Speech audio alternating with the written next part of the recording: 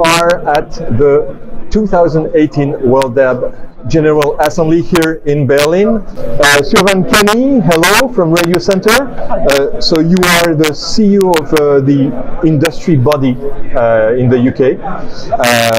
Commercial radio, responsible for marketing the medium, and also chair at the UK radio player. Indeed. Joan Warner, hello. Hi. From Commercial Radio Australia, CEO at the national industry body, representing 99% of Australia's commercial radio broadcasters. And Michael Oschmann, that's how you pronounce? Absolutely. Try to take my German accent. From Müller Medien, CEO and experienced board member in the online media industry. You're more into search engine optimization, digital strategy, mobile advertising, startup ventures and sales. And craft beer. Yeah, right. So I will be very unpolite, and I will start first with Michael. So Michael Oschmann, digital audio landscape is booming. Yeah. Advertisers, buyers, sales houses are all talking about digital audio. First question would be, how did you see DAB Plus when it first arrived in Germany? Yeah. We saw it. It's a really a privilege to have a frequency. It's also an obligation. And I think for us, being used to FM radio, I think it's very good really to see the next state of linear audio is going to come, which is being reflected by our radio stations. So for us, it's a very important pillar. That's why we invested in this environment. But we also see that we have to do more investments even in emerging landscape, which is right now arriving.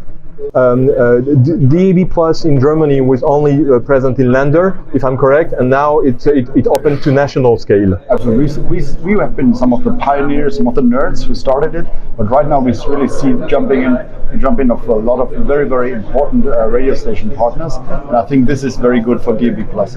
I would compare it with a football team. You can't just do it with the defense or with the offense or the goalie. You need a whole team, and for us, it's very critical really to have a pillar to rely on with our traditional radio brands and evolve there by iterating and also by introducing new business models in the digital space, really to have those two components being in one team.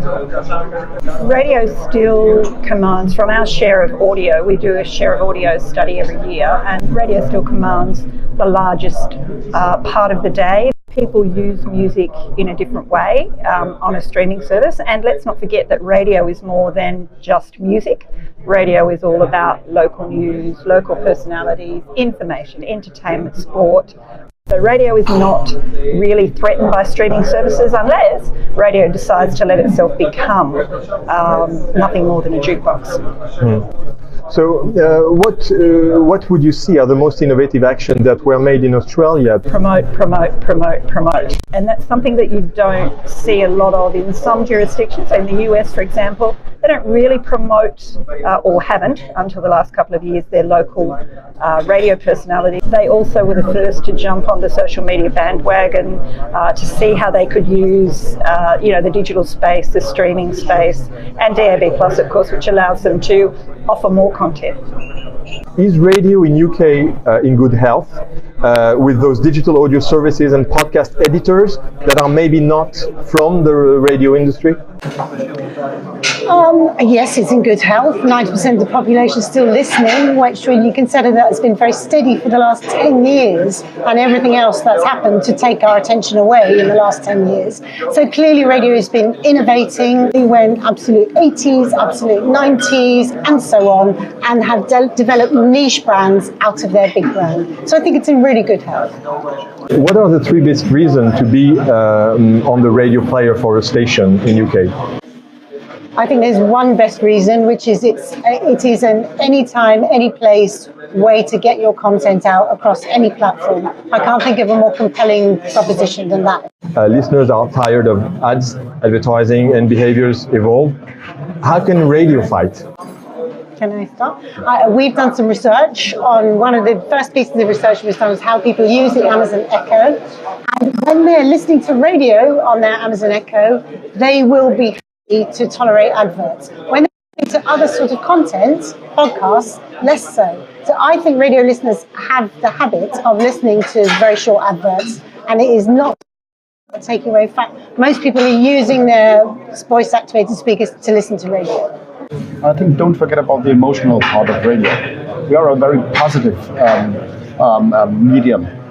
So if we can evolve the advertising in a positive environment and really get out very good news and straight news which are targeted correctly, I don't have any fear that advertising still is relevant also for the listener. Thank you very much, all of you. I'll let you go to the conference because you're away. We see each other at the European Radio Show with the WorldDAB Pavilion. Thank you very much for following us. Bye.